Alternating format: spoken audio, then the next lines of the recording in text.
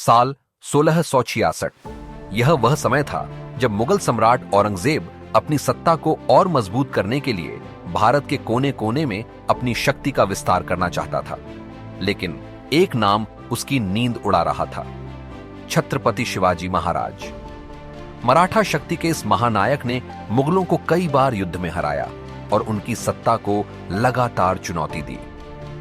औरंगजेब शिवाजी को खत्म करना चाहता था, लेकिन सीधा युद्ध जीतना नामुमकिन था। इसलिए उसने चालाकी और राजनीति का सहारा लिया। आगरा किले में धोखे का जाल। औरंगजेब ने शिवाजी को 9 मई 1666 को आगरा में अपने दरबार में बुलाया।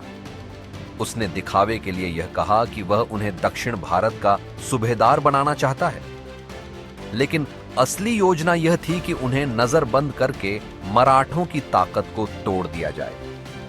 जैसे ही शिवाजी अपने बेटे संभाजी के साथ आगरा पहुंचे, उन्हें बड़े सम्मान के साथ दरबार में बुलाया गया। वहां पहले से ही राजपूत, अफगान और मुगल सरदार बैठे थे, लेकिन जल्द ही शिवाजी को एहसास हुआ कि यह सम्मान नहीं बल्कि अपमान की साजिश थी। कैसे हुआ अपमान? शिवाजी को वह स्थान नहीं दिया गया जो उनकी हैसियत के अनुरूप था। उन्हें दरबार के कोने में खड़ा कर दिया गया, जबकि छोटे छोटे अमीरों को ऊंची जगह दी गई। शिवाजी इस अपमान को समझ गए और गुस्से में वहां से बाहर निकलने लगे। औरंगजेब को भी एहसास हो गया कि शिवाजी ने उसकी चालाकी भांप ली है। कुछ ही घंटों के भीतर मुगल सेना ने शिवाजी और उनके पुत्र संभाजी को आगरा किले में कैद कर लिया। चारों ओर से सैनिकों ने घेरा डाल दिया।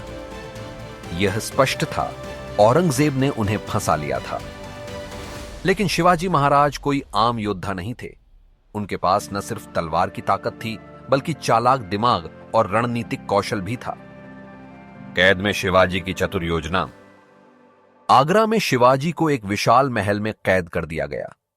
चारों ओर भारी सुरक्षा थी। हर रोज उनके कमरे की निगरानी की जाती, उनके आने जाने तक पर कड़ी नजर रखी जाती। लेकिन शिवाजी का मस्तिष्क हर वक्त भाग निकलने की योजना बना रहा था। बीमारी का बहाना। शिवाजी ने बीमार होने का नाटक किया। उन्होंने दिखाया कि वह ज्यादा खाना नहीं खा पा रहे हैं, उनकी सेहत गिरती जा रही है। कुछ ही दिनों में मुगल सैनिकों ने मान लिया कि शिवाजी अब ज्यादा खतरा नहीं है। दान और मिठाइयों की योजना। शिवाजी ने अपनी कैद के दौरान यह बहाना बनाया कि वह अपने धार्मिक रीति रिवाजों के अनुसार ब्राह्मणों और साधुओं को दान देना चाहते हैं। रोजाना बड़ी बड़ी टोकरी में मिठाइयां, फल और उपहार बाहर भेजे जाने लगे। यह प्रक्रिया कई दिनों तक चली और धीरे धीरे पहरेदारों ने इन टोकरियों की तलाशी लेना बंद कर दिया। उन्हें लगा कि यह केवल दान दक्षिणा के लिए भेजी जा रही है। और फिर आया वह ऐतिहासिक दिन। एक रात जब सब कुछ सामान्य लग रहा था, शिवाजी और उनके पुत्र संभाजी खुद को उन्हीं टोकरियों में छिपाकर बाहर निकलने की योजना बना चुके थे। गहरे अंधेरे में जब महल का पहरा ढीला था, उनके विश्वसनीय सैनिकों ने भारी टोकरियों को बाहर ले जाने का नाटक किया। एक एक करके टोकरी बाहर ले जाई गई और जैसे ही वे बाहर पहुंचे, शिवाजी और संभाजी रात के अंधेरे में गायब हो गए। मुगलों को भनक तक नहीं लगी कि जिस शख्स को उन्होंने चारों ओर से घेर रखा था, वह उनकी आंखों के नीचे से फरार हो चुका था। औरंगजेब की हार और मराठों की जीत। जब यह खबर औरंगजेब तक पहुंची तो वह हैरान और गुस्से से पागल हो गया। उसने तुरंत अपने सैनिकों को शिवाजी को खोजने का आदेश दिया, लेकिन तब तक बहुत देर हो चुकी थी। शिवाजी महाराज ने आगरा से निकलकर पहले मथुरा और फिर गुजरात का रास्ता लिया। वहां से वे सुरक्षित महाराष्ट्र पहुंच गए और मराठा सेना को फिर से संगठित किया।